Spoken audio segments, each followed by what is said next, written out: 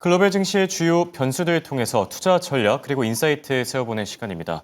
도움 말씀에 레그넘 투자자문 이춘광 대표 나와 계십니다. 안녕하십니까? 안녕하세요. 자, 먼저 속보 내용부터 잠시 보고 갈까 하는데요. 앞서 저희가 전해드렸었죠.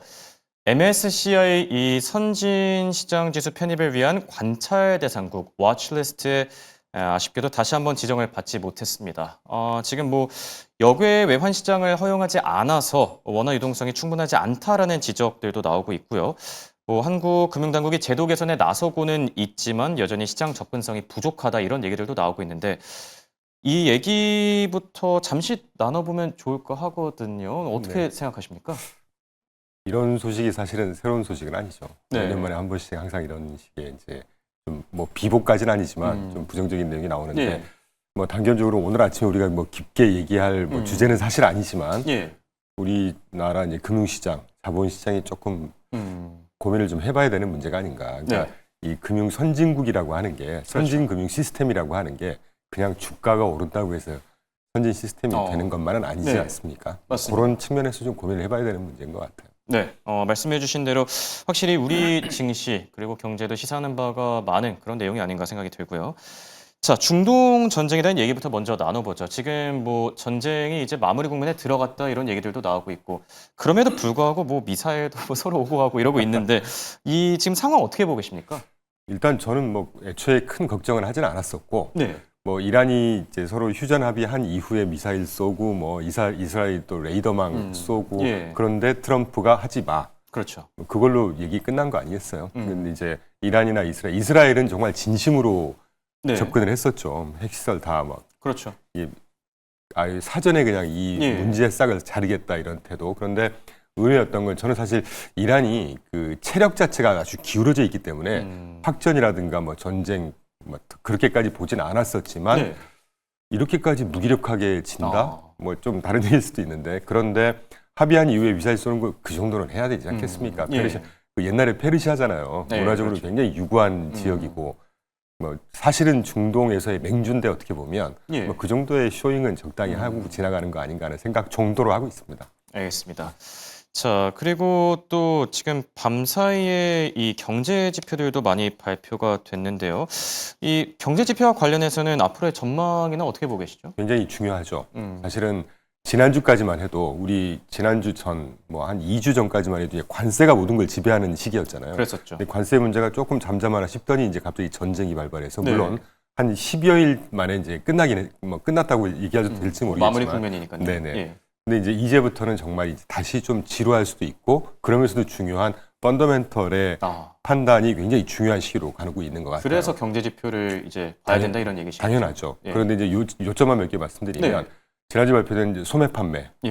미국의 가장 중요한 그 경제 지표 분야 두 가지라고 한다면 노동 시장하고 소비 부분 아니겠어요? 그렇죠. 소매 판매가 상당히 꺾였습니다. 헤드라인이 월간으로 마이너스 0.6 마이너스였고 그런데 지금 보시는 품목별로 보시면 두 가지가 혼재되어 있는데 위에서 세 번째 넌스토어라는 지표가 월간으로 전달 대비 0.9% 플러스인 반면에 그 바로 밑에 레스토랑 지표가 마이너스 0.9예요. 그렇네요. 두 가지인데 이 넌스토어가 그래도 플러스가 좀 괜찮은 수치가 나왔다는 얘기는 소비의 근저가 완전히 꺾였다라고 판단하기에는 아직은 섣부른 판단이다 하는 게 있는 반면에 레스토랑이라고 해서 저는 상당히 이 두 가지를 보는데 레스토랑이라고 하는 게 소식 discretionary consumption이라고 해서 재량적 소비라고 합니다. 앵커님 아시겠지만 뭔가 불안하고 소득이 좀 줄어날 것 같고 그러면 가장 먼저 줄이는 게 외식, 사치품 이런 거란 말이죠. 근데 외식 지수가 지금 0.9%가 마이너스라는 얘기는 뭔가 소비의 위축이 지금 보이고 있다는 얘기예요. 그리고 그 다다음 페이지 일 텐데 두 번째 실업수당 청구 건수를 저는 중요하게 보는 편이에요. 노동시장을 실시간으로 가장 잘 보여주는 지표거든요. 그렇죠.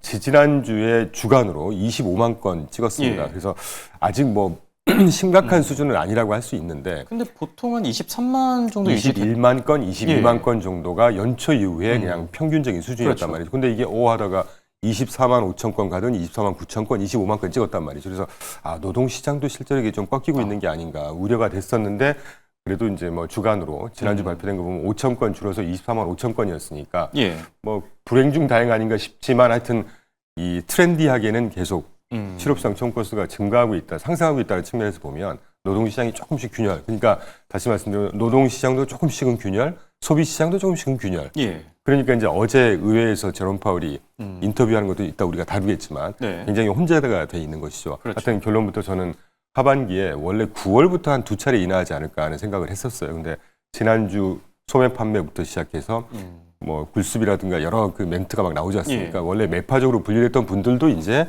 왜 굳이 노동시장이 균열이 될 때까지 기다리려고 하니 그렇죠. 미리 하자. 예. 그래서 어제 또 인터뷰 초반에 이렇게 뭐 웰 포지션드 등등해서 약간 매파적인 발언을 하더니 네. 후반에 물가 억제가 계속된다고 하면 조기 인하할 수도 있다라는 또 좀 뭐 우리가 긍정적인 반색할 발언? 수 예. 있는데 뭐 그런 것들을 보면 7월 달부터 다음 회차죠. 25bp 인하할 수 있는 확률이 상당히 높아지고 있는 게 아닌가 하는 생각이 듭니다. 알겠습니다. 당장 다음 달인 거죠. 금리 인하가 실제로 단행될지는 좀 더 지켜봐야 될 것 같긴 한데 어쨌든 파월 의장의 발언에도 많은 관심이 쏠리고 있고 진짜 7월 인하라는 이 키워드가 지금 뭐 시장에서 되살아난 것 같아요. 그거 어떻게 자체가 뭔가 예. 금융시장에는 호재로 작용할 수 있지 않을까요? 그렇죠. 네. 뭐 그동안은 CME 페드워치 뭐 트레이더들의 뭐 베팅을 보면은 7월 금리 인하 사실 뭐 한 20-30%밖에 되지 그렇죠. 않았었는데 점점 높아지고 있는데 대표님은 어떻게 보고 계십니까? 저도 한 7-80%는 되는 것 같아요. 저도 사실은 시장을 되게 보수적으로 보려고 합니다. 예. 뭐 낙관론을 견지하고 있음에도 보수적으로 보려고 하는데 뭐 아까 우리가 이제 노동시장 소비 조금씩 균열되고 있는 거 확인했고 그렇죠. 뭐 유가만 보자면 사실 이 전쟁 이전에 예. 유가가 사실 65, 66불이었단 말이죠. 그런데 이제 전쟁 팍 터지면서 장중에 75불 갔다가 지금 어제 기준으로 65불, 64불로 떨어졌단 그렇죠. 말이에요. 사실 전쟁 이전까지만 해도 우리가 되게 의외였던 게 한 2주 전에 그 지난달 발표됐던 소비자 물가, 미국의 소비자 물가지수, 생산자 물가지수가 의외로 굉장히 비나인하게 예쁘게 나오고 있잖아요. 그렇죠. 그래서 어제 이제 제롬 파월도 그걸 근거로 발언을 한 것인데 그게 이제 여러 가지 원인이 있겠지만 유가가 사실 60불 중반대가 간 게 상당히 오랜만에 보고 있는 겁니다, 우리가. 예. 하다가 이제 70 중반 갔다가 다시 떨어지긴 했지만 유가가 이렇게 다시 뭐 전쟁 완화든 뭐든 60불 중반으로 떨어졌다는 얘기는 물가 안정세에 상당히 큰 역할을 했었고 이번에도 그럴 수 있지 않을까. 예. 그러니까 전반적인 환경을 볼 때 그 뭐 펀더멘탈 조금씩 균열된 거 또 물가에 상당히 큰 광범위한 영향을 미친다고 하는 유가가 다시 또 급작스럽게 안정되고 있는 거 이런 것들 보면 7월 달에 금리 인하 가능성 의외로 높아지고 있는 것 같다는 생각이 듭니다. 알겠습니다. 그렇다면 파월 의장이 이제 오늘 밤에 또 상원 증언에 나서게 되는데 뭐 비슷한 결로 얘기를 할까요? 아, 그러겠죠. 뭐 어제 자체도 사실 호재와 그러니까 매파적인 또는 예. 비유파적인 멘트를 그 색채가 모두 좀 드러났더라고요. 예, 혼재돼서 발표를 했었잖아요. 그런데 예. 문제는 이전 그 스테이트먼이나 FMC 이후에 인터뷰 때 보면 굉장히 매파적인 스탠스를 견지했었단 그랬었죠. 말이죠. 저는 사실 그 부분을 굉장히 리스펙합니다. 왜냐하면 굳이 물가가 지금 관세 때문에 어떤 영향이 있을지 모르는데 그렇죠. 미리 내리겠다라든가 예. 뭐 이런 스탠스 오히려 불안을 자극할 수가 있는 뭐 것이고. 막말로 과거에 뭐 볼커 사례도 있지 않습니까? 아니, 그럼요. 그러다 인플레이션 다시 반등하면 결국 파월의 책임이 될 수밖에 없는 거죠. 뭐 누구 책임이냐가 중요하진 않지만 하여튼 예. 미국 경제는 어떻게든 부정적인 영향인데 조금 더 그레이터 컨피던스가 있을 때까지 본다. 저는 그런 스탠스 굉장히 리스펙하거든요. 그런데 일단 제롬 파월 입에서도 예. 조기 금리 인하 가능성을 시사했다는 얘기는 고민을 하고 있는 거 아니겠어요? 그렇죠. 저런 구루들이 저렇게 인터뷰를 할 때 그냥 생각나는 대로 막 뱉진 않을 거란 말이죠. 예. 그런 면에서 저는 자본시장에는 어떤 식으로든 긍정적인 영향을 미칠 거라고 생각하고 있습니다. 알겠습니다. 자, 그리고 저희가 시간 여유가 좀 있어서 몇 가지 질문을 더 드릴까 네네네. 하는데요.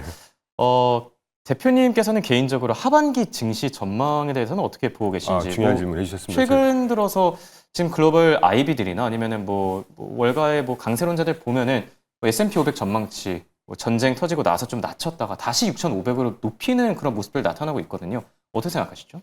사실 저는 뭐 그 우리나라 코스피도 마찬가지고 예. S&P 500 미국도 몇 포인트 갈지 누가 알겠습니까? 그렇죠. 방향성만 일단 보고자 네. 합니다.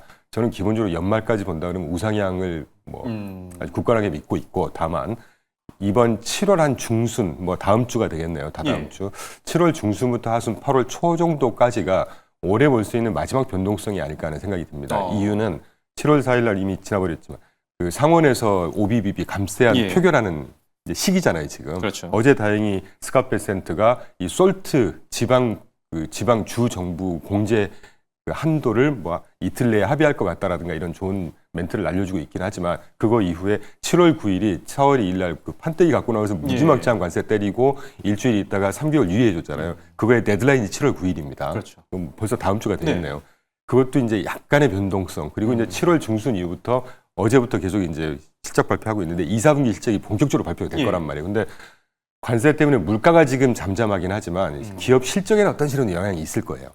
그러면 4월, 5월, 6월이 본격적인 관세를 지금 뭐 속된표로 때려 맞고 있는 시기잖아요. 그럼 그걸 반영하는 2, 4분기 실적 발표가 7월 중순부터 본격적으로 할 텐데 그렇죠. 제가 볼 때 그 예의 아주 서프라이징한 그런 수준까지는 아니지 않을까. 그럼 시장은 살짝 실망하지 않겠습니까? 물론 거기에 이제 우리가 얘기했던 패드 금리 인하라든가 OBBB 통과되면서 이제 감세한 규제가 본격적으로 정책화한다든가 이런 것들이 결국은 미국 경제의 양적 성장 또는 이걸 반영하는 주식시장 우상향으로 이끌 거라고는 보지만 여름 정도가 살짝의 변동성은 있지 않을까 하는 생각이 들어요. 네. 어쨌든 장기적으로는 올해 연말까지 좀 좋은 흐름을 기대해봐도 좋겠지만 당분간 여름에 나타날 변동성은 주의할 필요가 있다. 말씀해 주신 것처럼 이 관세 여파가 사실 언제든지 드러날 수 있기 때문에 뭐 실적 볼 때는 뭐 소매업체 위주들로 좀 많이 지켜보시는 것도 좋을 것 사실 같고요. 어제 제가 우리가 아까 모두 이제 리테일 세일즈만 소매 판매만 언급을 했었지만 어제 그 US 레드북 인덱스라는 게 발표됐습니다. 아시겠지만 대형 소매업체 한 9천 개 정도의 그 주간 매출액 증감을 보여준단 말이죠. 이 레드북 얘기해줘서 저는 좋은 게 사실 국내에서 그렇게 많이 다루는 지표는 아니거든요. 그런데 이제 중요한 건 이 소비세를 짐작할 수 있는 여러 가지 서브 지표 중에 하나란 말이에요. 이게 지난달에 5.2였다가 이번에 발표된 게 4.5로 조금씩 줄었습니다. 물론 4.5 플러스니까 그것도 뭐 경기 침체를 논할 문제는 아니지만 어쨌건 위축이 되고 있는 거 아니겠어요? 소매 판매도 위축이 되고 있고 이런 거 보면 기업들이 거기에 영향을 자유롭겠습니까? 어떤 식으로든 실적에 반영이 될 거란 말이죠. 그걸 반영해서 이제 아까 뭐 간단히 마무리하자면 여름에 조금의 변동성은 있지 않을까 하는 생각이 듭니다. 알겠습니다. 그렇다면 하반기 증시에 대한 투자 전략이나 뭐 포트폴리오를 구축할 때 어느 업종이나 섹터를 좀 더 보면 좋을까요? 참 어려운 질문을 한꺼번에 주셔가지고 마지막 질문입니다. 저는 기본적으로 아무리 시장이 좋고 하더라도 어제 우리나라 뭐 축포 터뜨리고 좋죠. 그렇죠. 한 2달 전으로만 우리가 돌이켜보자 그러면 기본적인 변동성은 늘 있습니다. 미국 시장도 4월 8일 날 전저점 이후에 지금 20% 이상 상승. 이거 우리가 바닥 잡고 꼭지에서 팔고 이거 쉽지 않거든요.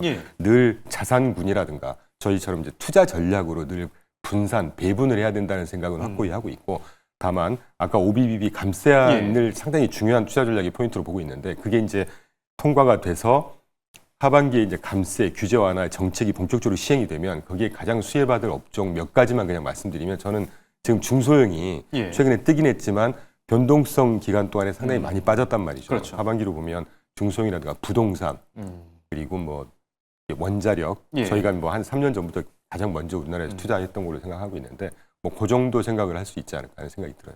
알겠습니다. 중소형주들 러셀 2000 지수 쪽으로 좀 많이 보면 좋을 것 같고요. 원자력과 함께 부동산까지 수혜 섹터 보면 좋을 섹터로 점검해 주셨습니다. 자, 지금까지 도움 말씀에 레그넘 투자자문 이충광 대표이사와 함께했습니다. 감사합니다. 네, 감사합니다.